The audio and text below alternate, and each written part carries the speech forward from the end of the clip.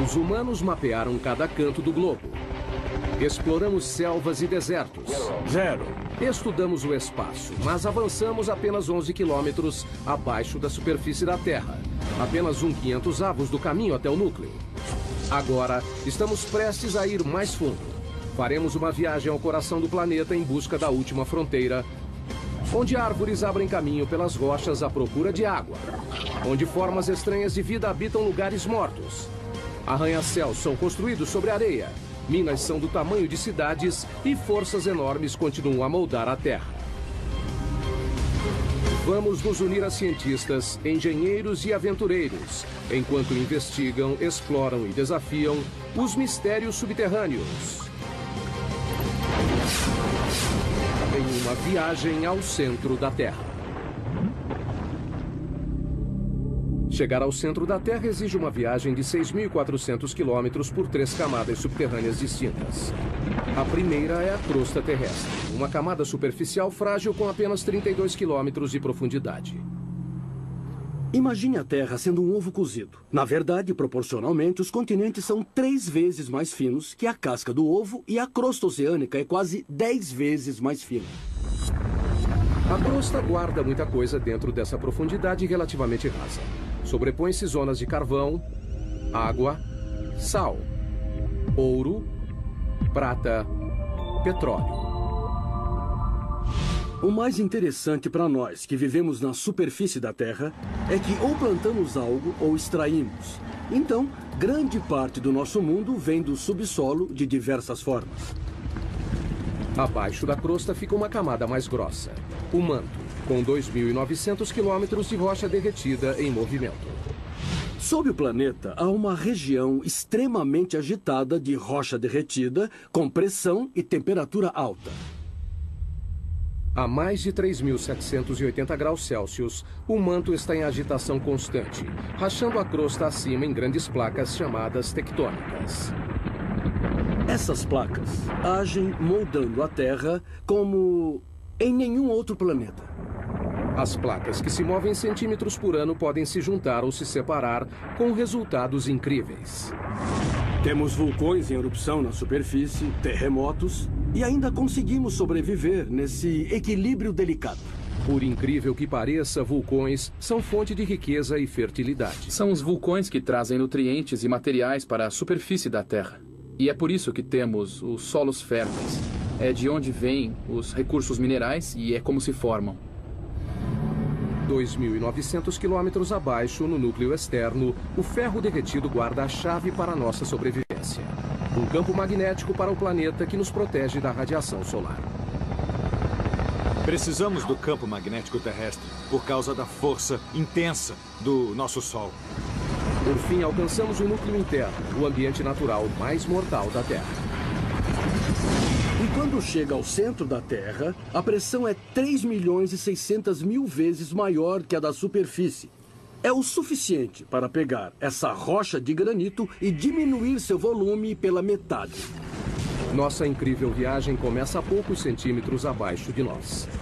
Se retirarmos a camada superior da Terra, encontraremos um mundo de insetos, nenhum tão difundido quanto o da formiga. Esse ninho deve ser bem grande. Formigas construíram incontáveis ninhos sob a superfície de todos os continentes, exceto na Antártica.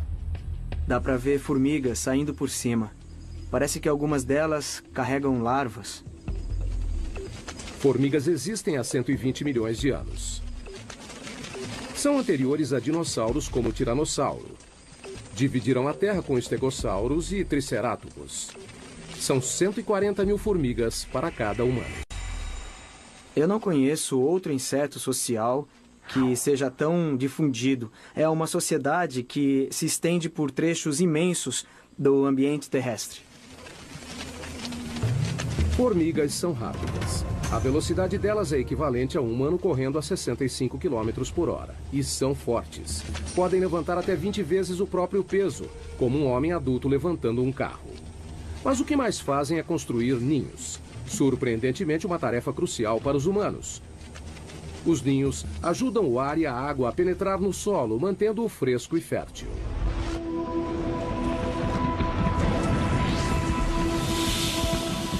abaixo da zona das formigas, a 2 metros. Londres, Inglaterra. 2 metros abaixo dessas ruas movimentadas estão as veias e artérias que suprem as necessidades da vida moderna. 45 mil quilômetros de rede de gás. 31 mil quilômetros de cabos elétricos. 64 mil quilômetros de encanamento. E o descanso final para milhões de pessoas. A 7 palmos é uma frase comum para morto e enterrado. Mas onde surgiu? A história teve início em Londres em 1665. A cidade sofreu uma epidemia de peste negra. No seu auge, o número de mortos chegou a mais de 7 mil por semana.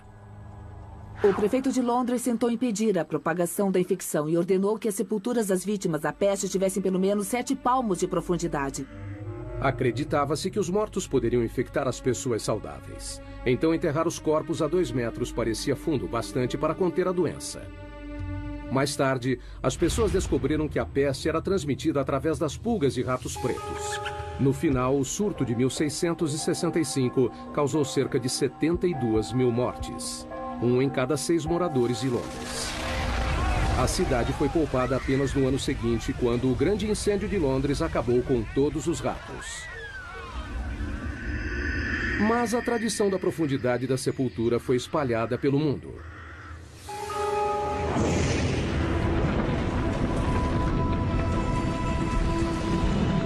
Mais a fundo, outro pequeno passo em nossa viagem ao núcleo. 5 metros abaixo. Só há uma criatura capaz de viver nessa profundidade. Esses túneis são o lar do cão da pradaria, o maior cavador do mundo. Um animal que tem um impacto surpreendente em nosso ecossistema. Os cães da pradaria adultos têm 30 centímetros e pesam cerca de 1,5 kg, mas no subterrâneo são literalmente escavadeiras. Eles empurram a terra com a mão ou chutam a terra com as patas. E a parte mais interessante é que usam a cabeça como uma britadeira. Uma toca pode ter 5 metros de profundidade e mais de 90 metros de comprimento. É maior que um campo de futebol. E também incrivelmente complexa. O projeto incorpora um sistema de condicionamento de ar sofisticado. 2 entradas de diferentes alturas criam um vácuo parcial que puxa o ar pela entrada mais baixa e empurra para fora pela mais alta. Então, a toca é um sistema bem complicado. Eu acho que não existe outro animal que tenha um sistema tão complicado. Essas pequenas criaturas têm uma importância inesperada para outros animais. Muitos outros animais dependem dos cães da pradaria para sobreviver. Por exemplo, essas tocas têm um impacto importante no modo como a água e os nutrientes circulam no ecossistema da pradaria. A grama com elas é mais nutritiva. O terreno se beneficia com a presença de cães da pradaria. A escavação traz ar para o solo e os dejetos ajudam a fertilizá-lo. No início de 1800 havia 400 milhões de cães da pradaria, mas os fazendeiros os viam como peste e atiravam-os e envenenavam. Hoje existem menos de 100 milhões. Péssima notícia para as áreas onde vivem. Eles não fazem mais parte do ecossistema da pradaria como faziam antes, há 200 anos, porque não há número suficiente para povoarem o local e terem o impacto que precisamos. Então teremos mais corujas buraqueiras, os bisões irão se alimentar, as salamandras também. Por um lado, eles não estão ameaçados, mas o ecossistema da pradaria, como deveria ser e como era há 150 anos, esse está ameaçado. A próxima parada na nossa viagem ao núcleo é a 15 metros. Aqui, em muitos lugares do mundo, formas de vida superiores desaparecem. A Terra dá lugar a rochas. Começamos a encontrar carvão. O carvão se formou há cerca de 300 milhões de anos. Foi um processo único. O clima era mais quente e úmido do que hoje. Um grande pantanal dominava as regiões equatoriais da Terra. Com a queda de árvores e apodrecimento da vegetação no solo pantanoso, sedimentos sobrepostos foram comprimidos em rochas. Hoje, o carvão gera 1/3 da eletricidade do mundo. 7 bilhões de toneladas por ano são produzidas mundialmente. As maiores minas de carvão estão na China, Rússia e Estados Unidos. Só o estado da Pensilvânia produz 1% do fornecimento mundial. 1.500 pessoas viviam na cidade de Centralia, na Pensilvânia. Era uma pequena comunidade idílica. A gente andava de uma ponta a outra e conhecia todos na cidade. Era um jeito bom de viver. Hoje é uma cidade fantasma. Tudo por causa de um terrível acidente. Em 1962, uma queima de lixo foi iniciada propositalmente em um aterro ao lado do cemitério da cidade. Eles queriam limpar o aterro e colocaram fogo lá. Ele se espalhou por uma abertura que levava aos labirintos profundos das minas, velhas minas de carvão abandonadas que passam abaixo da Centralia. Alcançando uma profundidade de 15 metros, o fogo atingiu cerca de 180 hectares, o tamanho da Baixa Manhattan. E não parou por aí. O que alimenta o fogo é o carvão antrácito, rico em carbono e de combustão lenta.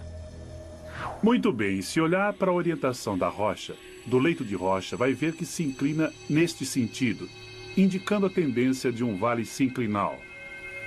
E na região do carvão antrácito, a maioria do carvão é encontrada nesse vale. Queimando a 650 graus Celsius, o ponto de fusão do alumínio, o fogo consumiu o solo e a rocha até não restar mais fundações.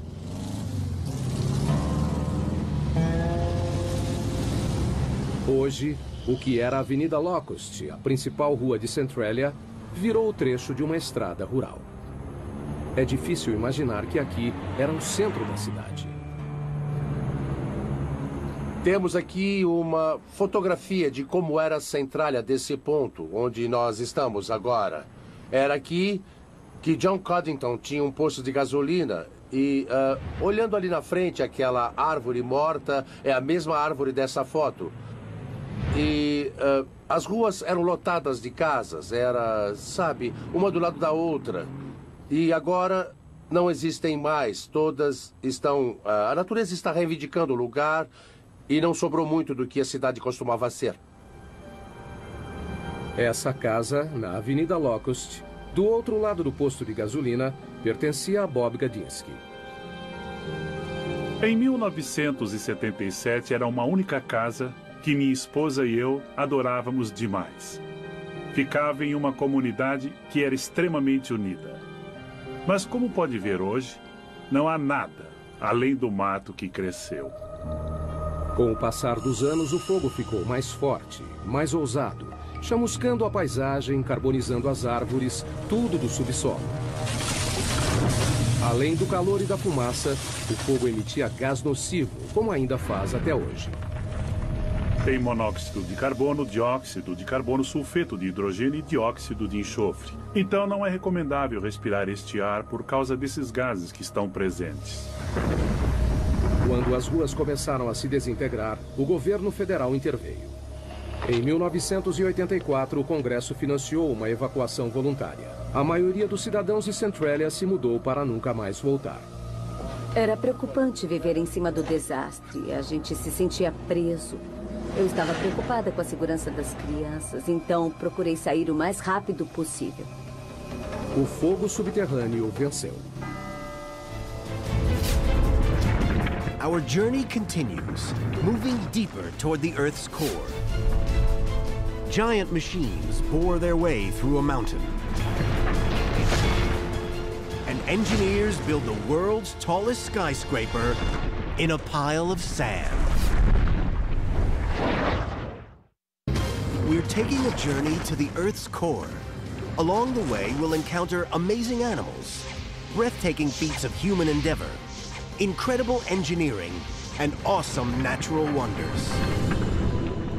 De 15 para 150 metros subterrâneos. Agora a Terra já deu lugar ao leito de rocha. Essa é a zona de construção.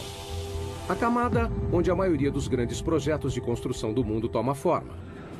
Como os metrôs. Existem 52 sistemas ferroviários subterrâneos no mundo. O mais extenso fica em Xangai, na China, com 420 quilômetros de trilhos, 55 quilômetros a mais que o de Nova York. Mas o túnel de metrô mais profundo é o de São Petersburgo, na Rússia, a 104 metros, quase a altura da Estátua da Liberdade. Antigamente os túneis eram cavados assim, ou assim. Agora eles usam isso. A tuneladora, também conhecida como tatuzão. A tuneladora foi usada pela primeira vez em 1956 para cavar o túnel de esgoto do rio Humber, em Toronto.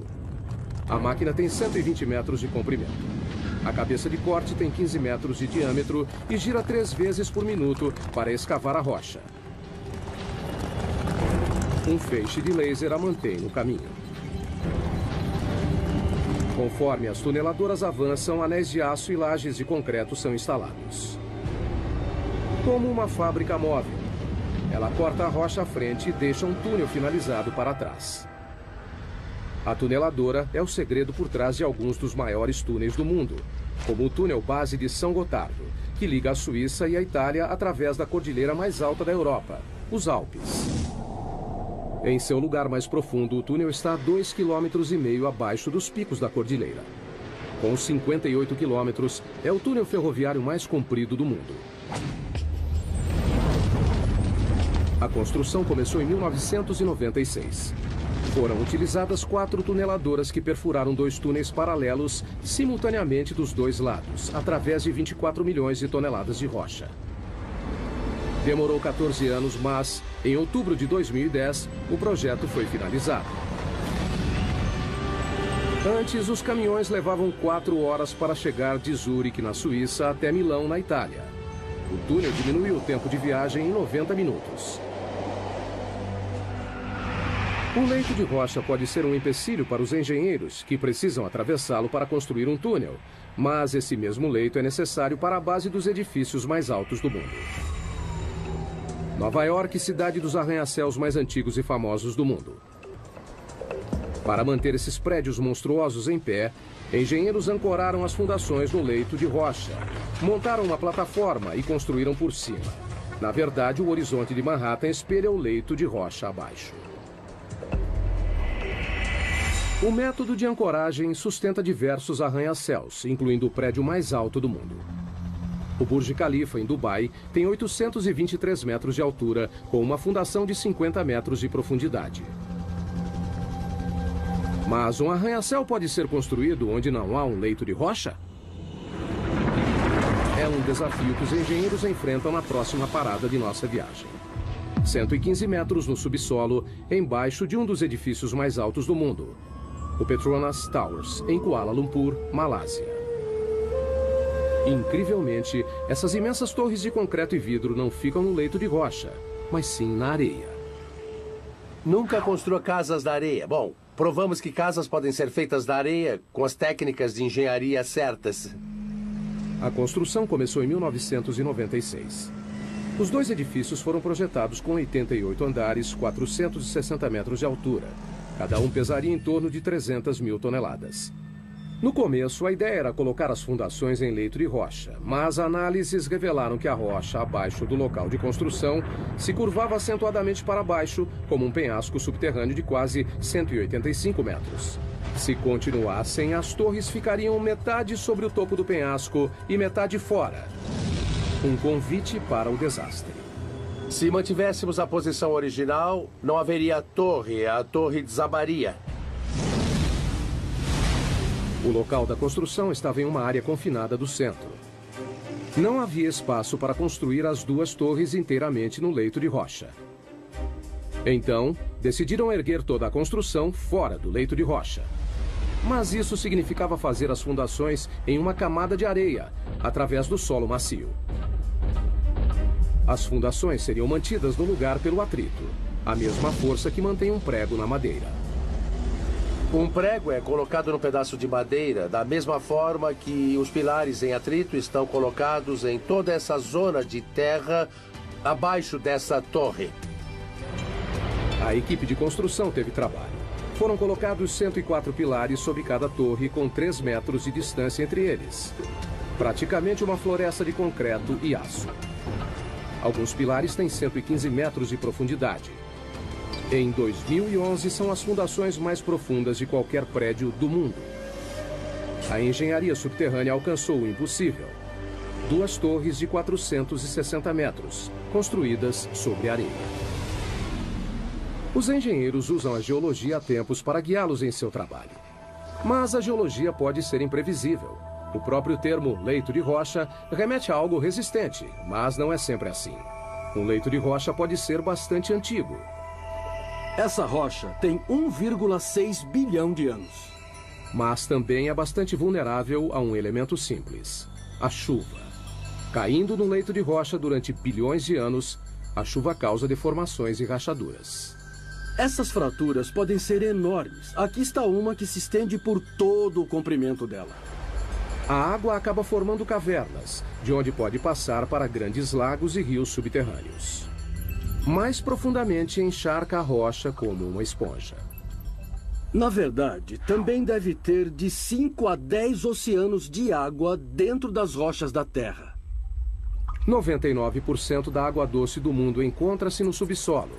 As maiores reservas estão na China, Rússia, África e Estados Unidos.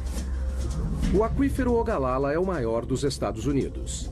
Estende-se do Nebraska ao Texas, cobre 450 quilômetros quadrados, uma área do tamanho da Suécia, e chega a 150 metros de profundidade. Mas em muitos lugares do mundo, a água subterrânea está secando. Isso significa que pessoas, animais e plantas precisam ir mais fundo para conseguir o que resta. A próxima parada em nossa viagem subterrânea, a raiz mais profunda do mundo, 120 metros. Mpumalanga, África do Sul. Em uma encosta sobre as cavernas Eco fica um bosque de figueiras de 150 anos. Elas sobreviveram a um duplo desafio: crescer em rochas e sem nenhuma fonte de água aparente. Quando olha isso, parece que saiu do Senhor dos Anéis. Raízes e rochas normalmente não se misturam. Árvores geralmente crescem em solo fértil, mas o clima aqui é árido. Não há chuva durante metade do ano. As figueiras precisam de 23 litros de água por dia para sobreviver e até quebram rochas para conseguir. As raízes são geneticamente programadas para saber que a água se encontra abaixo delas. A ponta da raiz libera um tipo de lubrificante chamado mucilagem para suavizar a passagem da raiz.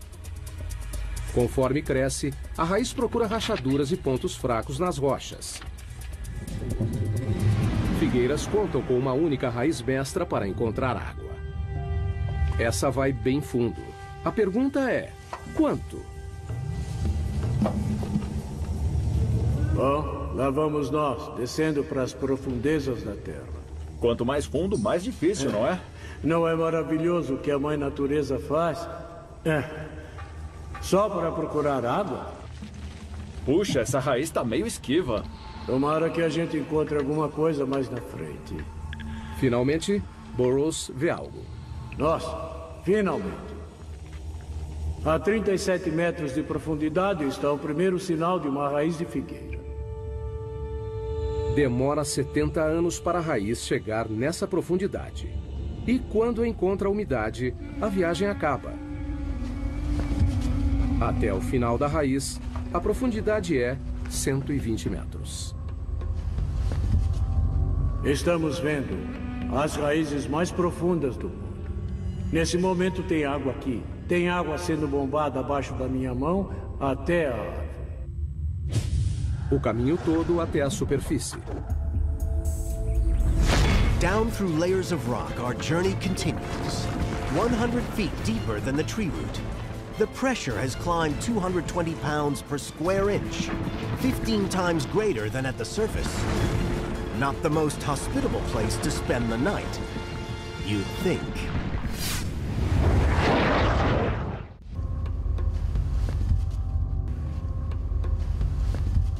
Depois dos mamíferos subterrâneos, túneis artificiais e da raiz mais profunda, entramos na área dos minerais. As rochas são feitas de minerais. A humanidade extrai as riquezas minerais da Terra há mais de 40 mil anos. Mas o que fazer com uma mina que atingiu o fim da vida útil? Algo bem inesperado. É o que a próxima parada dessa viagem revela. Sala, Suécia. 150 metros de profundidade. Desde 2006, uma antiga mina de prata é o local da suíte de hotel mais procurada do mundo. Apesar de decorada com prata e com uma sala de jantar exclusiva, o banheiro mais próximo fica na superfície. E a temperatura ambiente é de 4 graus. A mina de prata, que hoje abriga um quarto, foi fechada em 1908. Durante 400 anos, os mineiros cavaram 40 mil toneladas de rocha, principalmente com as mãos. No século XVI, essa era a mina mais importante da Suécia. Hoje, o legado dos mineiros é visto nos túneis e cavernas que se estendem na escuridão por 20 quilômetros. O grande interesse turístico pela mina deu a ideia da suíte de hotel. As pessoas vêm aqui só para ter uma ideia do passado. A prata existe há 4,6 bilhões, desde a origem do sistema solar. Foi formada a partir de partículas minerais lançadas no espaço pela explosão de estrelas, capturadas no turbilhão de poeira dos planetas embrionários, fundidas em pepitas puras pelo calor e água do subsolo. Hoje, a prata é extraída na Austrália, China, Europa e nas Américas, somando 20 mil toneladas por ano. Em Sala, a água que ajudava a criar a prata da mina ainda está lá. Metade da mina é cheia de água. Enquanto a mina funcionava, bombas levavam a água para ser filtrada. Mas isso acabou. Essa mina inundada contém cerca de 5 milhões de litros, o suficiente para encher 25 mil banheiras.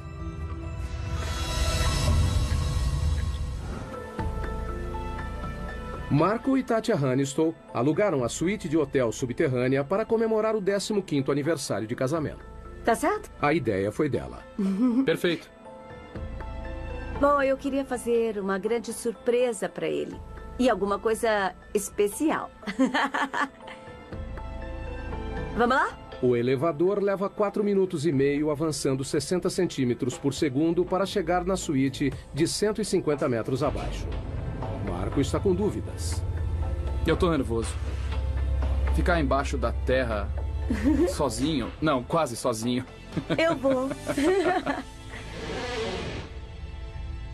Olha só, o casal chegou ao seu destino. Uau!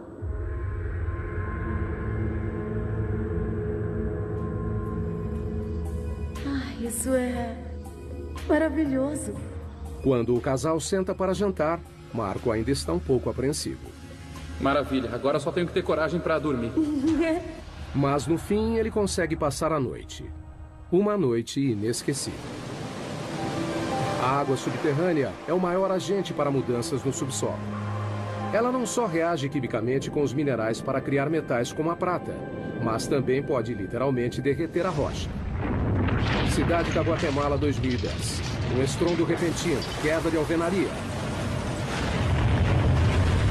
Quando a poeira baixou, a única coisa que restou foi um buraco enorme. Com 30 metros de profundidade e 20 metros de largura, um quarteirão inteiro desapareceu. A cidade da Guatemala é construída sobre calcário poroso. O fluxo de água subterrâneo dissolveu a rocha, deixando somente uma camada superficial frágil, que poderia ceder a qualquer momento. Inacreditavelmente, o desabamento tirou apenas uma vida. Mas já é o segundo grande buraco na cidade em 3 anos. As dolinas, como são chamados, são assustadoras e às vezes mortais, mas alguns podem fornecer muitos dados científicos. A próxima parada em nossa viagem subterrânea também é na América Latina, a 335 metros. Zacatón, México. Nessa dolina cheia de água não há espaço para a vida. Abaixo da superfície plácida não há ar. Mas uma forma de vida cresce aqui, micróbios. E eles são bem estranhos. Todas as bactérias e formas de vida precisam sobreviver num ambiente anaeróbico, o que acaba levando a formas de vida incomuns. Em 2006, a NASA enviou uma equipe para estudar os micróbios de Zacatón. O primeiro passo foi descobrir o formato do interior da dolina. Não sabíamos o tamanho e nem a profundidade. Era tudo uma grande incógnita. Então trouxeram uma nova tecnologia, Um robô em formato de ovo projetado para ir aonde outras sondas não conseguiam. Eles o apelidaram de Depth X. Ele tem propulsores em todas as direções, então pode ir para todos os lados, consegue girar e fazer qualquer movimento necessário para encontrar o caminho num ambiente tridimensional. O Depth X tem 2 metros de largura e 1,5 de altura, quase do tamanho de um quadriciclo. O que o torna especial é que não usa controle remoto, ele se dirige sozinho. Assim que some da superfície, fica completamente por conta própria. E nesse período, então, ele precisa tomar as decisões sozinho. Para enxergar, o robô depende do sonar, uma tecnologia desenvolvida no início do século XX para emitir ondas sonoras potentes pelas paredes e o chão da dolina. Como um morcego voando em uma caverna escura, o robô cria um mapa em 3D, atualizado e contínuo em sua memória. A habilidade do Depth X em pensar por conta própria foi algo pioneiro na engenharia robótica. Para poder mapear, para coletar uma amostra ou voltar para a superfície, são escolhas que dependem somente dele. Depois de 50 mergulhos, o Depth X conhecia cada centímetro do lugar. As pessoas se perdem em grutas e não sabem se estão na segunda ou terceira interseção. Um robô como o Depth X faz um bom trabalho para distinguir dessas situações confusas e, em alguns casos, faz melhor que as pessoas. Em pouco tempo, os segredos de Zakaton foram desvendados. Sabemos que é quente. Talvez existam aquíferos termais alimentando Zakaton. Mas a maior surpresa foi a descoberta de mais de 100 tipos de bactérias, incluindo 6 novas espécies de micróbios chamados de arqueia, que têm um estilo de vida estranho, à custa de enxofre. Uma das árqueas tinha enxofre dentro do organismo, então estava metabolizando o enxofre, o enxofre da água e usando como fonte de energia. A descoberta confirma que a vida não precisa das mesmas condições da Terra para se desenvolver. Um dia, um descendente do Depth X pode acabar fazendo uma viagem pelo espaço. Veremos esses exploradores avançando, indo para lugares que as pessoas não podem ir. Em lugares como a Lua de Júpiter, Europa, na busca por uma forma de vida similar em outro mundo. Há muitas dolinas na América Latina, principalmente no México. Só na província de Yucatán há mais de 3.000 delas. Algumas contêm água, outras não. Mas nenhuma delas pode ser comparada à nossa próxima parada da viagem. O poço vertical mais profundo do mundo, a Caverna das Andorinhas.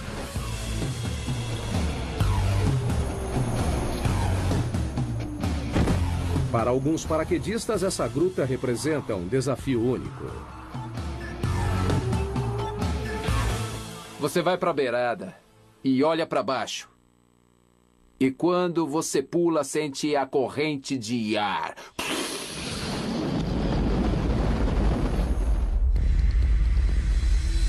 430 metros de profundidade.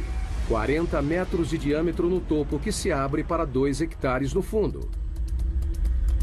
O poço tem as mesmas dimensões do Empire State.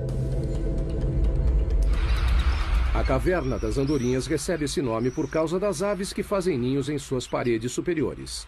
Milhões delas saem ao amanhecer e voltam ao anoitecer. Mas o que é fácil para os pássaros é difícil para um paraquedas. A posição e a noção de tempo são tudo. No subterrâneo, os paraquedistas correm o risco de ficar desorientados. Quando salta para o subterrâneo, as paredes te cercam. Vai encarar uma parede o tempo todo. O paraquedista tem 6 segundos e meio para puxar a corda. Se demorar mais, não haverá tempo do paraquedas abrir. A queda é de 37 metros por segundo. Acertar o chão nessa velocidade é como bater o carro contra uma parede de tijolos a 130 km por hora. Mas e para voltar à superfície? Nós prendemos em uma corda de resgate amarrada a uma manivela e podemos subir 2 paraquedistas em 10 minutos. Daí repetimos tudo. On our next stop on the journey, we're going 1,800 feet underground to mine a mineral that no one can live without. Indo em direção ao centro da Terra, estamos em busca de minerais.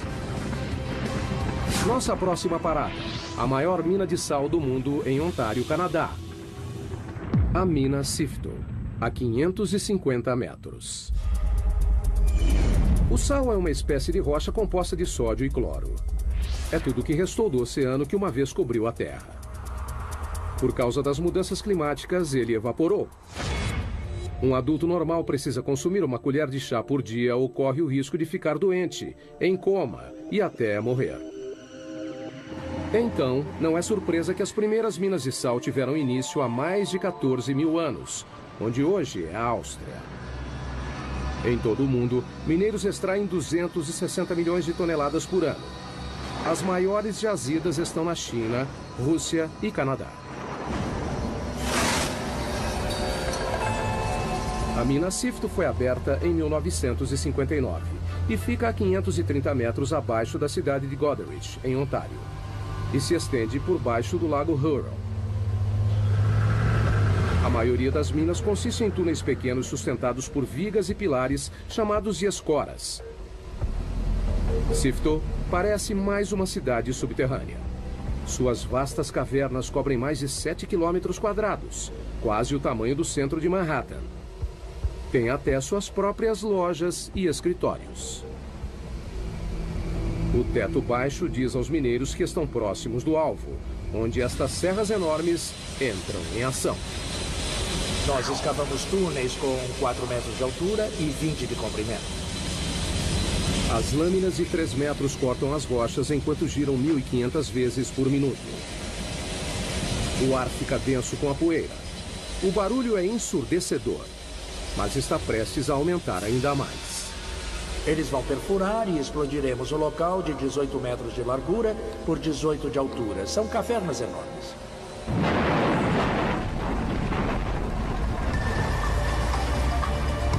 Caminhões gigantes levam as rochas cortadas de volta para a mina e colocam nas mandíbulas de um triturador faminto. Os caminhões descarregam 10 vezes por hora, o tempo todo, 7 dias por semana. Nos 4 minutos em que esse monstro é carregado, lascas de 250 quilos são reduzidas a pedras menores. Esteiras levam o sal para o silo regulador. É um tanque enorme que coloca o sal dentro dos baldes que sobem e descem e mandamos o sal para cima. Mas esse grande silo é uma vantagem enorme para nós. Com o silo regulador, todo o processo pode ser feito no subterrâneo. Estamos falando de uma taxa de 24 a 26 mil toneladas içadas por dia e temos capacidade para mais que isso. Todo dia, essa mina produz sal suficiente para metade da população mundial. E a Sifto acredita que pode manter a produção por mais 250 anos.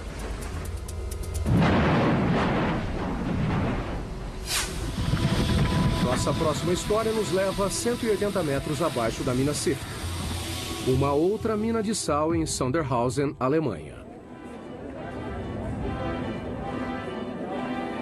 Essa mina recebe um evento atlético diferente. A maratona mais profunda do mundo. Corrida subterrânea. Esse pessoal é louco. Correr uma maratona subterrânea é uma experiência muito diferente de correr na superfície.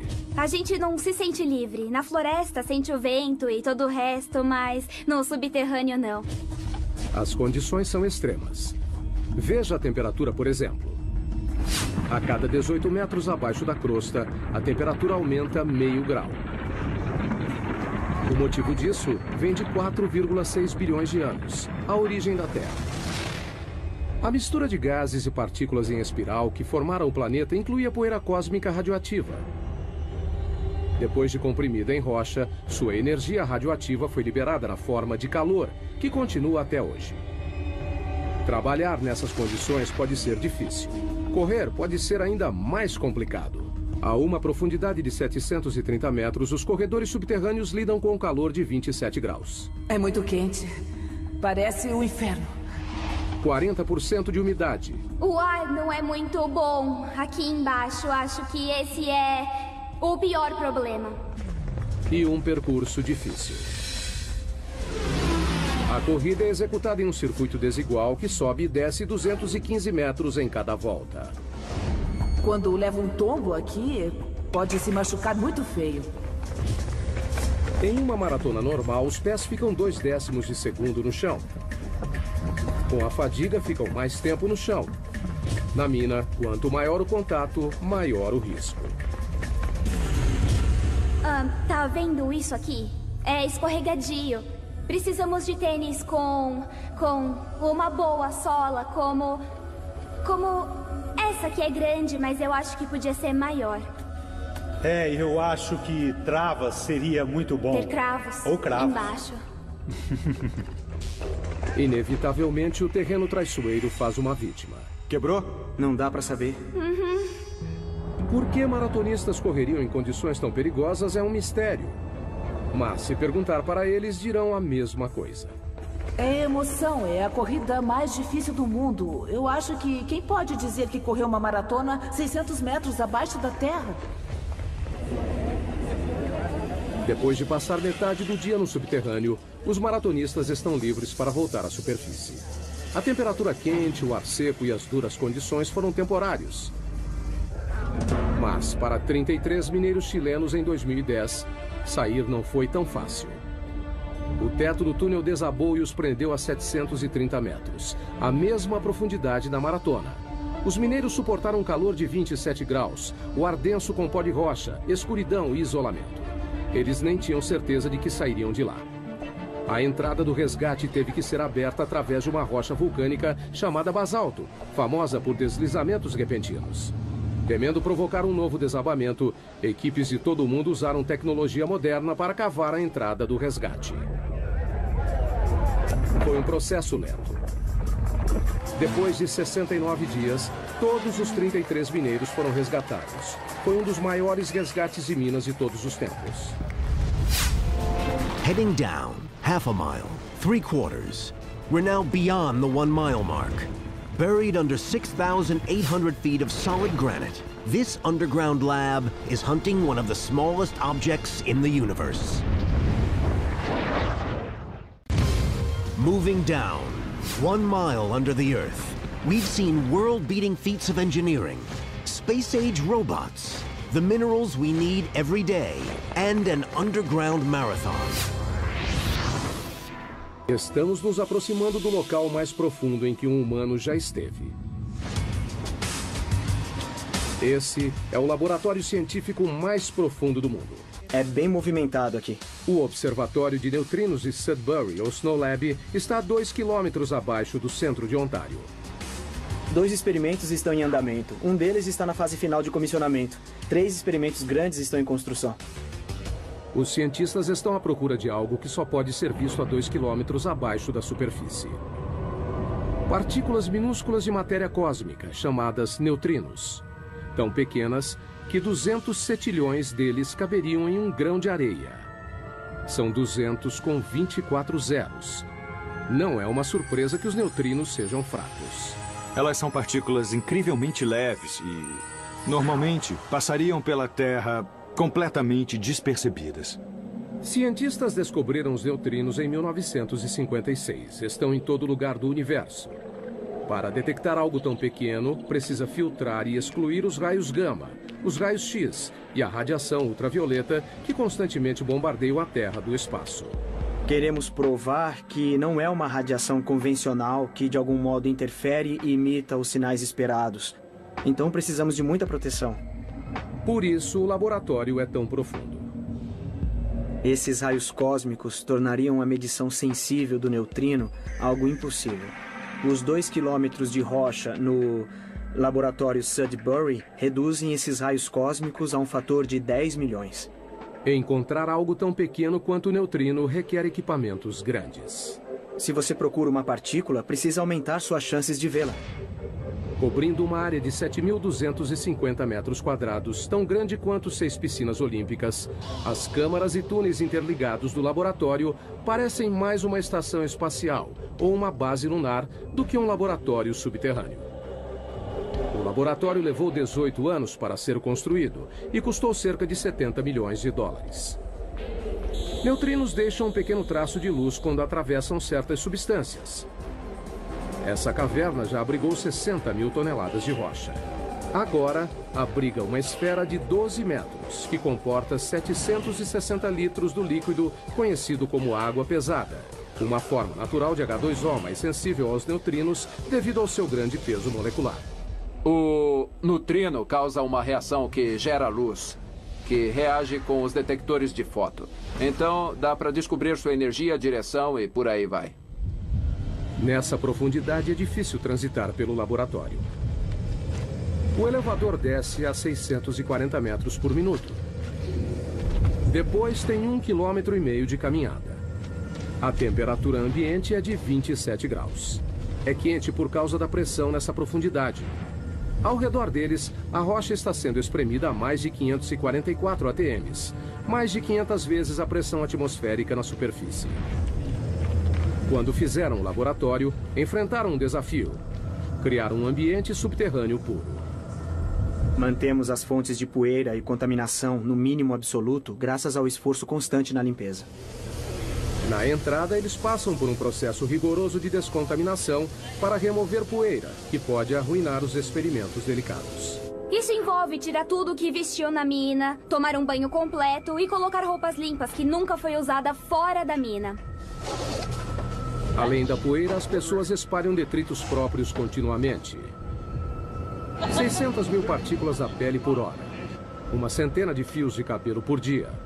E qualquer uma das opções pode comprometer o trabalho no laboratório. Uma vez dentro, os cientistas enfrentam mais triagem e limpeza. Até o esgoto do laboratório é limpo. Tratamos todos os resíduos do nosso próprio lavatório e água suja que vem dos chuveiros e da lavanderia. Bactérias especiais reduzem os resíduos organicamente e sem exalar cheiro ruim. E gostamos de pensar que temos a descarga de banheiro mais profunda do mundo. Um conforto que os exploradores subterrâneos no próximo nível da nossa viagem ao centro da Terra com certeza iriam gostar. Dentro da mãe de todas as cavernas, a 2,5 km no subsolo. Esses exploradores poloneses esperam ir além do que qualquer outro explorador já foi. Eles treinam para uma descida na J2, que faz parte dos 2,5 km de profundidade do sistema de cavernas Chev, no México. O que nós procuramos é a caverna mais profunda do mundo. A erosão da água da chuva criou a J2. A descida envolve fissuras, desvios e câmaras alagadas. Passar por esse percurso subterrâneo não será fácil. Temos que continuamente treinar para conseguir isso. A descida de 2,5 km é tão profunda quanto a altura do Monte Santa Helena. Por isso, os exploradores precisam se equipar como montanhistas subterrâneos. Arnesses, cordas, grampos e capacetes. A caverna Kasprovia Nizhnia, na Polônia, tem condições similares à J2. Só não é tão profunda. O treinamento da descida começa. Conforme a equipe desce, a frequência cardíaca sobe para 140 batimentos por minuto. Os exploradores geralmente queimam 6.000 calorias por dia, quase o dobro do normal diário. A gente tem que trazer muito alimento para a caverna.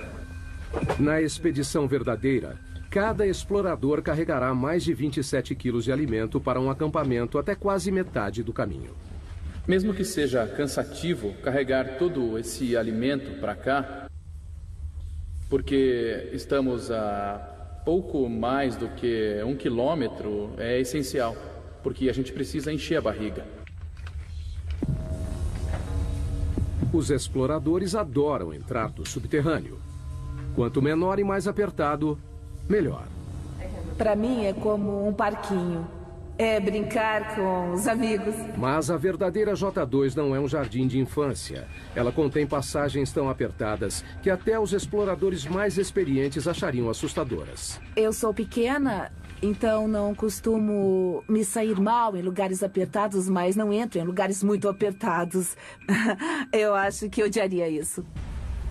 Para passar pelas fissuras, os exploradores precisam reunir toda a experiência e habilidade. Porque se você escorregar apenas 20 centímetros, você pode ficar preso em uma fissura. O que poderia ser fatal, já que o resgate não conseguiria chegar tão longe. A descida continua. Os exploradores seguem a viagem. Você desce, desce e desce cada vez mais, e você não pode pensar em subir, só em descer cada vez mais. O maior desafio da J2 é a água.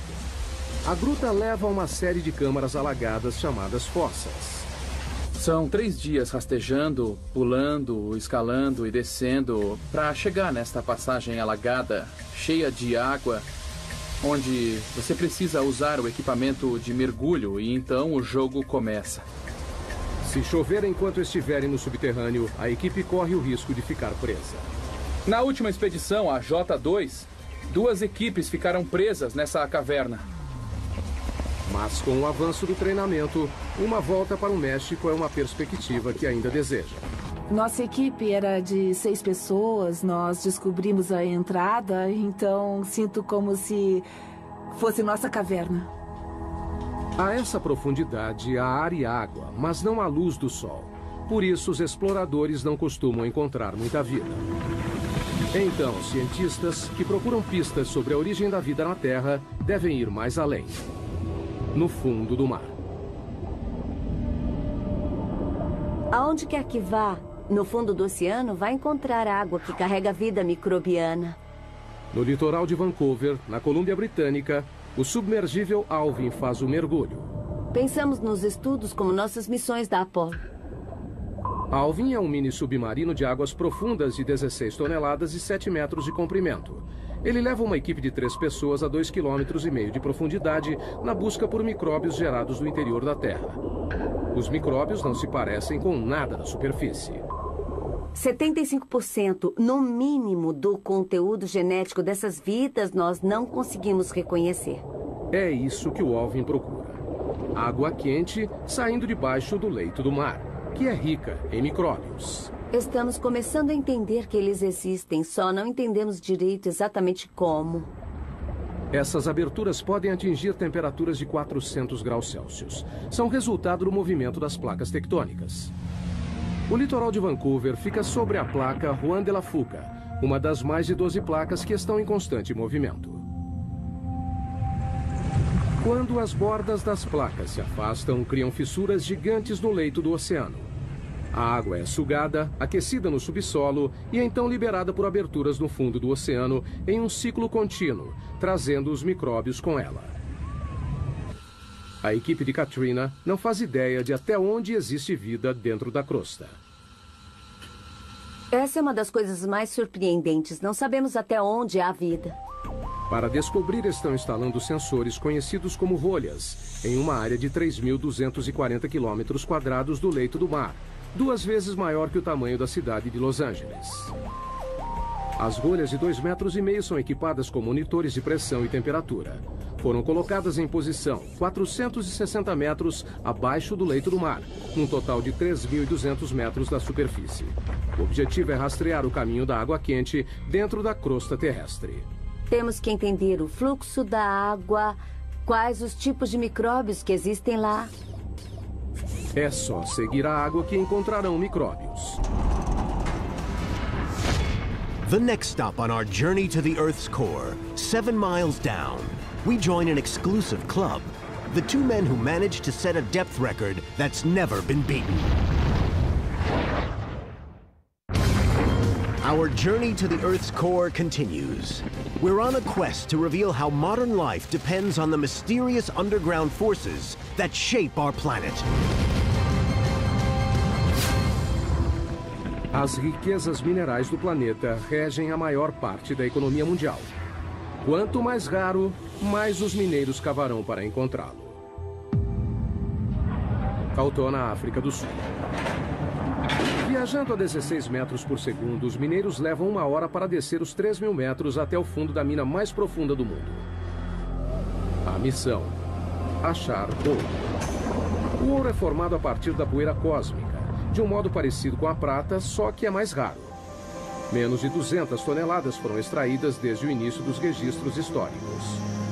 A produção da Tautona, de 12,5 toneladas por ano, fornece metade da oferta mundial de ouro. Assim que o elevador abre, um sopro de vento quente recebe os mineiros. A essa profundidade, a temperatura ambiente é de 54 graus Celsius, mais quente que um dia de verão no Vale da Morte. Um sistema de ar-condicionado enorme abaixa para 28 graus. Ainda quente, mas suportável. Enquanto os 5.600 mineiros que trabalham aqui suam a camisa nas galerias e túneis, também precisam ficar de olho no teto. Nessa profundidade, qualquer tremor pode provocar um pequeno terremoto subterrâneo. A queda de rochas mata diversos trabalhadores todo ano. Na próxima parada da viagem ao centro da Terra, vamos 3 vezes mais fundo que os mineiros de Tautona, para o lugar mais profundo já alcançado por humanos. No Pacífico Ocidental, a 11 quilômetros subterrâneos, encontra-se a Depressão Challenger, uma fissura de 69 quilômetros de largura no leito do oceano, que se estende por 2.530 quilômetros. A mesma distância de Nova York a San Antônio, no Texas. E o perigo aqui não é o calor ou os tremores de terra, é a pressão. Em 23 de janeiro de 1960, o oceanógrafo suíço Jean Piccard e o comandante da Marinha americana Don Walsh partiram em uma embarcação subaquática única para se tornarem os primeiros e até agora únicos humanos a verem o verdadeiro fundo do mar. Don Walsh revive a viagem histórica. Foi o único submersível que foi até a Depressão Challenger e por quase 50 anos ninguém mais voltou lá. E por uma boa razão. A pressão a 11 quilômetros de profundidade é esmagadora. 1.080 ATMs. Imagine o peso de 48 Boeing 747 em cima de um dedo. Para suportar esse peso incrível, Piccard projetou um submergível chamado Trieste. Com 15 metros de comprimento, 4 metros de diâmetro, ele pesava 51 toneladas, quase o tamanho de um caminhão de lixo médio carregado. Para a proteção, a equipe ficou em uma esfera de aço de 2 metros de diâmetro, de 16 toneladas. Não tinha espaço para as pernas. A gente tinha meio metro cúbico para 2 pessoas. É quase o tamanho de uma geladeira doméstica. O que, levando em conta a água a 1 grau Celsius negativo, não parecia tão ruim assim. A temperatura dentro do casco era aproximadamente a de uma geladeira também. Para flutuar, o Trieste foi suspenso por uma boia, um tipo de balão submarino. Mas ao contrário de balões que voam no céu, a equipe não conseguiu usar hélio. Então decidiram usar outra coisa. Todos sabemos que petróleo é mais leve que a água, então o Trieste usou gasolina. Foram necessários mais de 85 mil litros de gasolina para conseguirem flutuabilidade. O suficiente para encher 500 tanques de carro. 8 da manhã, hora da ação. A descida começa. É um processo lento e cauteloso. O tamanho e o posicionamento das janelas da cabine do Trieste dificultam a visão. Esta é a janela de visão principal. É uma peça de acrílico de 18 centímetros de espessura e tem uma portinhola do outro lado da esfera com uma janela menor. E tem uma janela no tubo de entrada. A 200 metros, o Trieste mergulhou na escuridão. Eles atingiram o limite de penetração da luz solar. Mas a 910 metros, a natureza trouxe ajuda. A única coisa que iluminava o abismo era a bioluminescência dos animais e plânctons. Como se fossem vagalumes, eles carregavam a própria fonte de luz. Então parecia neve caindo de cabeça para baixo. Depois de mais de 1 hora, surgiu um problema. Houve um barulhão a 6 quilômetros. A 6 quilômetros submarinos, Walsh teve que verificar os equipamentos. Ouvimos o barulho, checamos todos os medidores internos e parecia tudo bem, então continuamos o mergulho. Mas então ele viu algo. Olhei pelo vidro da portinhola e vi uma rachadura assim na janela. A equipe estava a 1 passo da morte certa. Se o vidro interno tivesse rachado, teríamos morrido na hora, porque a pressão externa a 6.000 metros é de uns 680 ATMs. Então, teria sido imediato. Talvez nem notássemos. Mas a janela resistiu e eles decidiram soldá-la. Depois de quase 5 horas, o Trieste finalmente se aproximou do fundo. Walsh viu algo inacreditável. Um pouco antes de pousar, nós vimos um linguado. Animais vertebrados não deveriam viver nessa profundidade. Mas eles não tiveram a chance de investigar mais fundo. Assim que pousamos, uma nuvem enorme de sedimento subiu e só baixou depois de 20 minutos. A lama do fundo do mar os cegou. Foi como estar numa tigela de leite. Eles não tiveram escolha. A gente não via nada, não dava para tirar fotos e a lama não baixava. Decidimos voltar para a superfície. Para permitir que o Trieste fizesse a viagem de volta, Walsh controlou o peso soltando o lastro. A gente tinha 2 barris de lastro cheios de bola de aço e no fundo do barril tinha um eletroímã. Com o ímã acionado, as bolas ficaram no barril. Desligamos a força elétrica e elas desceram. Ao apertar um botão, o Trieste começou a voltar para a superfície. E entrou para a história. 11 quilômetros é o limite para a exploração humana. Atravessamos mais de 1/3 da crosta terrestre. Pessoas saem de cena, máquinas assumem. Todos os cientistas utilizam ferramentas para ajudá-los a explorar lugares que não podem ir. Telescópios, microscópios. Mas geólogos enfrentam um problema diferente. O engraçado é que eu não posso dizer o que existe a 30 centímetros abaixo do chão que pisamos, porque não consigo ver através da rocha. A solução parece óbvia. Perfurar a rocha e olhar. Mas é uma abordagem repleta de problemas. Península de Kola, noroeste da Rússia, 1989. Em um ponto castigado pelo vento, na fronteira com o Círculo Polar Ártico, cientistas embarcam em um plano ambicioso. Com despesas enormes, um buraco incrivelmente fundo foi perfurado para alcançar o limite entre a crosta terrestre e o manto. São 35 quilômetros subterrâneos. Para reduzir o atrito, usaram um método de perfuração novo. Ao invés de toda a cabeça de escavação, somente a broca foi inserida, bastante lubrificada com lama e óleo. A 6 quilômetros, a perfuração descobriu fósseis de plâncton de 18 milhões de anos em um estado de conservação impressionante. A 11 quilômetros, encontraram rocha de 4,4 bilhões de anos. Zircão, o mineral mais antigo do planeta. Mas com o aumento da temperatura a cada metro, nos 12 quilômetros, ela chegou a 300 graus Celsius. A perfuração parou de repente. A temperatura aumenta muito rápido conforme avança para o interior do planeta. Com a profundidade dos buracos, a broca de metal não aguenta e então começa a se derreter. Pelos próximos 14 anos, houve tentativas de retomar a perfuração, mas todas fracassaram. Não temos equipamentos nem materiais que suportem a temperatura e pressão que existem a dezenas de quilômetros subterrâneos. O poço superprofundo foi abandonado em 2003. Então, se não conseguem perfurar, o que os geólogos fazem? Usam os ouvidos. Não vemos o que há dentro do planeta, ouvimos o que há dentro do planeta. Sismógrafos, como são conhecidos, são leitores que monitoram os sons dos movimentos das rochas no subsolo. Eles literalmente ouvem os terremotos. Há terremotos de magnitude 6 ou maior a cada 3 dias em média. E isso faz o mundo se modelar. As vibrações mudam de acordo com a densidade da rocha. Dados que geólogos podem ler. Conseguimos fazer imagens tridimensionais do que forma o planeta inteiro, monitorando milhares de terremotos com milhares de sismógrafos durante muitos anos. But seismometers have limits too. They cannot always reveal exactly what's inside the different layers of rock. And in the hunt for oil, that can be dangerous.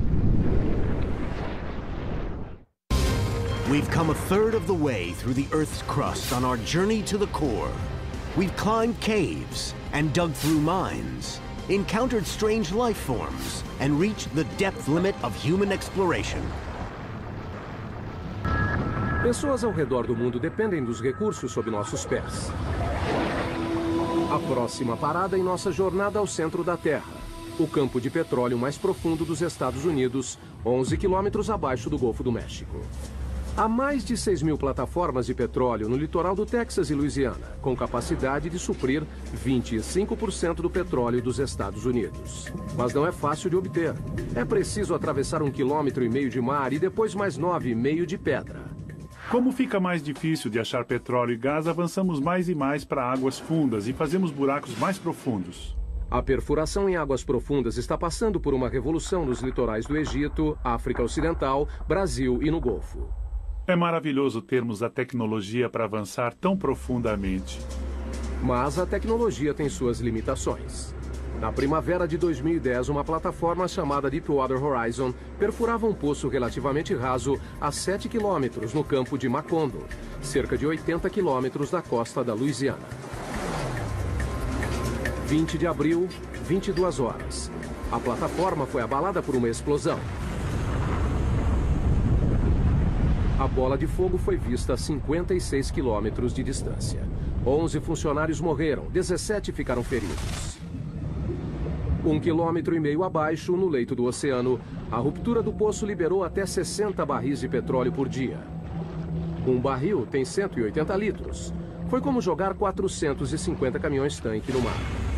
O vazamento totalizou quase 5 milhões de barris. Foi o pior desastre de petróleo nos Estados Unidos. Então, o que deu errado? A Deepwater Horizon já tinha perfurado 11 quilômetros no fundo do campo de petróleo do Golfo no outono anterior, em um local diferente. Em comparação, perfurar em Macondo seria fácil. Mas as aparências podem enganar.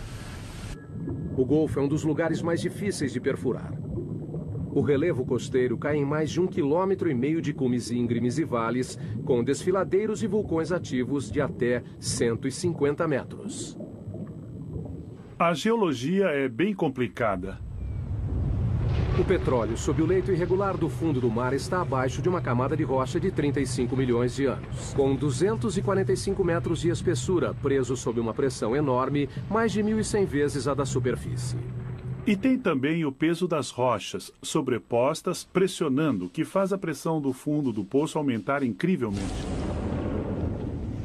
Além da pressão, os perfuradores de petróleo podem encontrar perigosos bolsões de gás metano congelado, conhecido como hidrato. Se acidentalmente perfurar, isso pode ser um problema. Aquecido pelo atrito da broca, o metano explode o poço, liberando uma quantidade enorme de petróleo. Muitos pesquisadores associam a tragédia do Deepwater Horizon a um bolsão de metano congelado. A tecnologia de escaneamento convencional nem sempre pode detectá-los, e isso é um desafio para a exploração do petróleo. E ninguém sabe a quantidade existente porque é muito difícil conseguir uma imagem sísmica. Agora, os exploradores estão usando uma nova geração de sensores de fundo do mar para ajudá-los a detectar o gás congelado antes de se tornar uma ameaça. Literalmente, nós o descemos pela lateral do navio e ele afunda até o leito do oceano, usando uma âncora de concreto pesada, e fica lá por vários dias ou até vários meses. Ao contrário do sismógrafo padrão, esse sensor não mede as ondas sonoras geradas pelo movimento tectônico da Terra. Ao invés disso, detecta eletricidade. Medimos as propriedades eletromagnéticas do leito do mar, a condutividade elétrica. A eletricidade vem do campo magnético da Terra. Quando encontra a radiação do Sol na atmosfera superior, gera uma corrente mundial dentro da crosta, que alcança o núcleo externo da Terra. Mas ela é fraca. Medimos menos de 1 nanovolt no fundo do oceano. Os sinais que nos interessam são pequenos. A corrente passa por diferentes rochas dependendo da facilidade com que conduzem ou resistem à eletricidade. Ao medir essa corrente, os sensores fornecem uma imagem mais detalhada do que há na rocha, fazendo a distinção entre um bom condutor, como a água, e um mau condutor, como o petróleo. O que é bom porque gastar 100 milhões de dólares perfurando um poço de água salgada é perda de tempo. Como o petróleo, o hidrato de metano também tem baixa condutividade, mas existe a pouca profundidade abaixo do leito do mar. Para encontrá-lo, é preciso dar um choque na Terra. E é isso que esse instrumento que está na minha frente vai fazer. Eles o chamam de SUSY. da sigla em inglês para Instrumento Aquático de Energia Elétrica. Ele usa uma fonte de 2.000 volts com corrente de até 500 amperes. Um mini-raio, 5 milhões de vezes mais forte que a dose necessária para matar um ser humano. Nós descemos com um cabo de reboque atrás dos navios de pesquisa, muito próximo do leito do mar. Alimentamos com energia e ele gera uma corrente elétrica que é injetada na água por uma antena. E então eles medem o resultado. Uma leitura superficial que mostra uma rocha resistente à eletricidade pode significar que ela contém bolsões de hidrato. Só o tempo poderá dizer se o escaneamento eletromagnético ajudará a reduzir os riscos de explosões em campos de petróleo submersos. Enquanto isso, a técnica está sendo cada vez mais usada por cientistas. É como examinar uma panela de sopa fervendo e ver tudo o que está acontecendo. E revela muitas coisas sobre o movimento das rochas no interior da Terra. Com as imagens de alta resolução dos sismógrafos, podemos perceber pequenos detalhes do que acontece no interior do planeta, coisa que realmente não era possível durante muitos anos. Moving further down, 10 miles, 20 miles toward the bottom of the crust. Tectonic plates are on the move, triggering deadly earthquakes. While molten rock held rigid by pressure pushes at every crack and fissure, waiting for a chance to explode to the surface. Estamos quase na metade do caminho pela crosta. Cerca de 5 quilômetros mais fundo do que qualquer ser humano já foi. Não é um lugar muito agradável. Aqui a temperatura da rocha é de 480 graus, quente o bastante para derreter vidro. A pressão é de 1.500 ATMs. E estamos à procura de terremotos. Em todo o mundo, as placas tectônicas se chocam e se curvam contínua e lentamente. Uma média de 2,5 cm por ano, quase a velocidade do crescimento das unhas. Mas na superfície, esse movimento pode ter um impacto devastador. Janeiro de 2010, Porto Príncipe, Haiti. Um terremoto de magnitude 7 balançou a cidade. O choque principal durou apenas 10 segundos, mas os tremores continuaram por 2 semanas. Nessa parte. Aqui, ó. No final, 230 mil mortos. Quase 300 mil edifícios destruídos. E 2 milhões de desabrigados. Foi o 4º pior terremoto da história. Terremotos têm o potencial para ser o tipo de desastre natural que é o mais catastrófico. No Haiti, a linha de falha que causou essa devastação tinha apenas 64 quilômetros de comprimento e se moveu 2 metros. Ainda assim, os tremores desencadearam forças inimagináveis. Existe muita energia armazenada na Terra quando a onda vem até a superfície. O choque ondulou no solo como um cobertor, em ondas de até 4 metros de altura. Quando atingiu a superfície, a onda se concentrou, refletiu e então voltou. Portanto, a intensidade da onda nesse local deve ter sido o dobro. Esse é o Centro de Pesquisa em Terremotos da Universidade da Califórnia, em Berkeley. Aqui, cientistas trabalham destruindo coisas. Esses são alguns modelos de teste de colunas de canto e pode ver que estão bastante danificadas. Essas pilhas de entulho são restos de testes de laboratório. O fruto do trabalho científico para criar o edifício perfeito à prova de terremotos. Cientistas descobriram que se um terremoto acontece uma vez, ele se repetirá no mesmo local. Não é uma questão de ser, mas de quando. Simulação.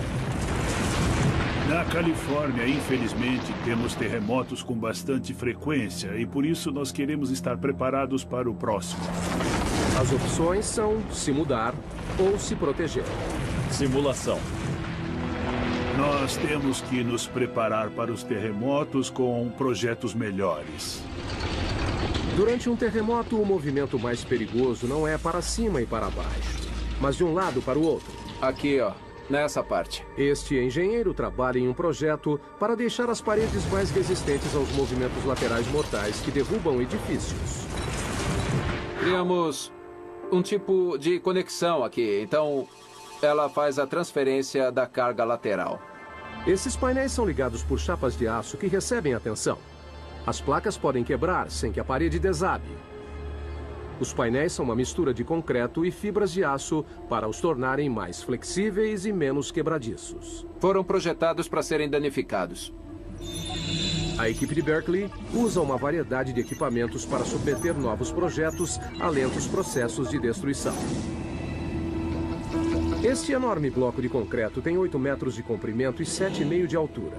Pesa 300 toneladas. Há muita energia latente presa em toda essa estrutura. Quando esses 4 cilindros hidráulicos empurram o bloco, eles transferem a energia para as estruturas em teste. Nesse caso, as estruturas são as colunas e vigas semelhantes à de um arranha-céu. Ninguém sabe qual será o resultado. É a primeira vez que testamos algo desse tipo. O objetivo é levar tudo ao limite. O edifício é empurrado em uma direção e as vigas são giradas contra as colunas. O aço curvou, mas a estrutura sobreviveu. Um começo promissor para esse projeto. Mas a única maneira de ter certeza que a estrutura se manterá durante um terremoto é fazer um acontecer. Essa é uma mesa vibratória. A mesa vibratória nos dá a possibilidade de provocarmos um terremoto. Como o nome sugere, as mesas vibratórias atingem réplicas de prédios com tremores em escala real. Assim, nós podemos simular 6 tipos de movimento. A mesa pode balançar para frente e para trás, inclinar, ir para cima e para baixo, para os lados, para representar o que aconteceria em um terremoto. O objetivo não é analisar por que os prédios caem, mas por que continuam em pé. Uma das coisas que queremos ser capazes de fazer é prever quando uma estrutura desabará completamente ou desabará parcialmente. Os terremotos já mataram milhões. Mas o movimento tectônico que os causam também faz parte do ciclo mundial, que é crucial para a saúde do planeta Terra. A vida humana não teria se desenvolvido sem as placas tectônicas. As placas tectônicas criam terras e sem elas, a superfície seria um imenso oceano. Nem existiriam animais terrestres. O ciclo da criação de terras praticamente deixa o planeta de cabeça para baixo. Isto é um homonoide, um fóssil do que viveu no fundo do leito do oceano. O que é notável nesta pedra é que apareceu na base do Monte Everest. E as forças envolvidas devem ter sido enormes e incríveis para trazer este pequeno homonoide do fundo do mar até um local bem alto do planeta.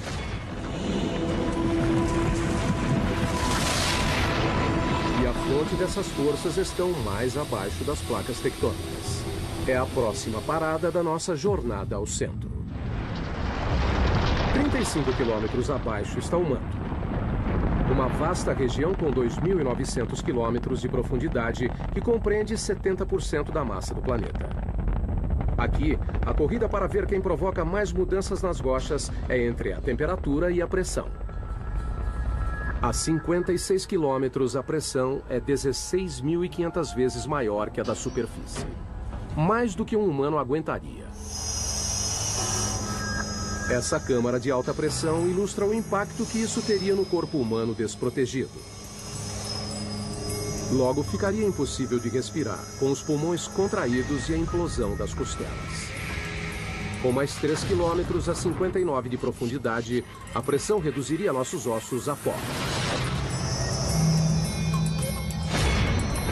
Mas a temperatura também sobe, graças à liberação de energia radioativa do manto. O calor de 980 graus é capaz de amaciar as rochas. Elas começam a se transformar em magma. Magma é o que acontece quando a rocha atinge a temperatura de fusão e vai do estado sólido para o líquido. Ela pode atravessar grandes distâncias de terreno quando é expelida para a superfície da Terra. Enquanto percorre a superfície, o magma se mistura com uma série de substâncias que o tornam ainda mais volátil. Magma é a combinação fascinante de rocha derretida e gases dissolvidos, como água e dióxido de carbono. Logo abaixo da superfície, o magma se acumula em lacunas e vácuos nas rochas, que os cientistas chamam de câmaras. A câmara mais profunda detectada até hoje fica 33 quilômetros abaixo de Oahu, Havaí. A maioria tem menos de 10 quilômetros. As câmaras lentamente se enchem de magma. Com o aumento da pressão no subterrâneo, o magma é forçado em direção à superfície. Uma hora o ponto de ruptura é atingido. O resultado, erupção vulcânica. Uma das imagens mais poderosas do interior da Terra é dos poucos lugares onde o interior vem para a superfície, como no vulcão. 500 milhões de pessoas no mundo vivem bem perto de um vulcão. Uma única erupção pode ser catastrófica. Vulcões podem subir bem depressa e, em alguns casos, levaram dezenas de milhões de anos para serem criados. Acontecem sem aviso, chegam a 530 graus e é quase impossível de serem parados. Abril de 2010. O vulcão Eiffel entra em erupção na Islândia. Liberou 99 milhões de metros cúbicos de cinzas, o bastante para encher 40 mil piscinas olímpicas. Uma nuvem de cinzas de 9 quilômetros foi para o ar. Espalhou-se por mais de 1.800.000 quilômetros quadrados, maior que a área do Alasca. A erupção provocou uma paralisação de 6 dias dos aviões em todo o hemisfério norte e segurou mais de 1 milhão de passageiros por dia. Os serviços voltaram ao normal depois de um mês. We're moving deeper, 1,800 miles down through the mantle toward the boundary with the core. Conditions here would vaporize a human being instantly. Yet here lies the protector of all life on Earth, a mysterious magnetic field. And beyond that, the goal of our journey, the center of the Earth. Estamos chegando ao núcleo externo em nossa jornada ao centro da Terra. Uma zona de 2.100 quilômetros de ferro derretido, imprensada entre o manto e o núcleo interno sólido. Para chegar aqui, passamos por água e rocha. Combatemos temperatura e pressão. E revelamos os segredos subterrâneos que moldam nossas vidas. Mas um mistério permanece. O que faz a Terra ser magnética?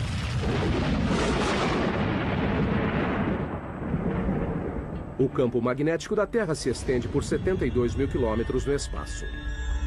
Ele protege o planeta da força total da radiação solar. Um único brilho solar de 2 horas libera 10 bilhões de toneladas de partículas radioativas. Energia suficiente para abastecer os Estados Unidos por 10 mil anos ou evaporar nossa atmosfera. Sem o campo magnético para bloqueá-las, as partículas solares acabariam com a vida na Terra. Precisamos do campo magnético da Terra por causa da força intensa do nosso Sol. O campo se origina do núcleo externo rico em ferro. A próxima parada da nossa jornada, 2.900 quilômetros subterrâneos. A temperatura aqui é de 4.420 graus, quente o suficiente para vencer a rigidez e derreter o ferro. Quando o ferro se desloca, de alguma maneira, gera eletricidade. Cientistas a chamam de efeito dínamo. O efeito dínamo se refere à produção de campos magnéticos por movimento. Mas, como a movimentação de ferro fundido abaixo da superfície gera um campo magnético, é um dos grandes mistérios da Terra. Não sabemos realmente como essa turbulência na movimentação de metal líquido dá origem ao dínamo. São apenas movimentos aleatórios. Essa esfera gigante pode fornecer respostas. É um modelo mecânico da Terra. Parte de um experimento da Universidade de Maryland que tenta descobrir por que a Terra é magnética. A esfera tem 9 metros de diâmetro, pesa 23 toneladas e tem rotação de até 130 km por hora. Nós tentamos conseguir a velocidade verdadeira e, assim, tentar imitar as condições de um planeta.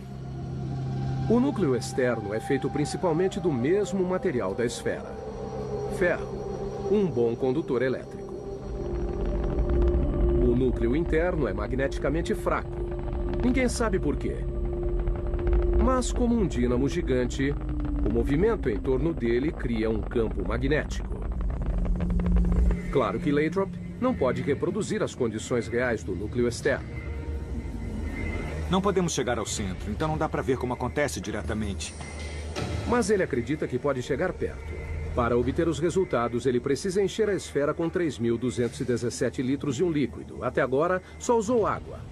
Mas planeja usar sódio líquido fervente. O sódio é inflamável. Temos que ser bem cuidadosos com os riscos de incêndio. Mas, além do ferro fundido, é o único material que pode fazer o trabalho. O sódio tem a vantagem de fundir a uma temperatura relativamente baixa e é um excelente condutor comparado ao ferro líquido. A esfera é o mais novo de uma série de experimentos. Começamos a construir experimentos do tamanho da mão, depois de uma bola de basquete, depois, sei lá, bolas de ginástica. Esse foi o maior até hoje. Mas até agora, assim como o campo magnético da Terra, o resultado do experimento ainda é uma incógnita. Nenhum dos experimentos anteriores geraram o próprio campo magnético, mas temos todos os ingredientes necessários para conseguir o dínamo.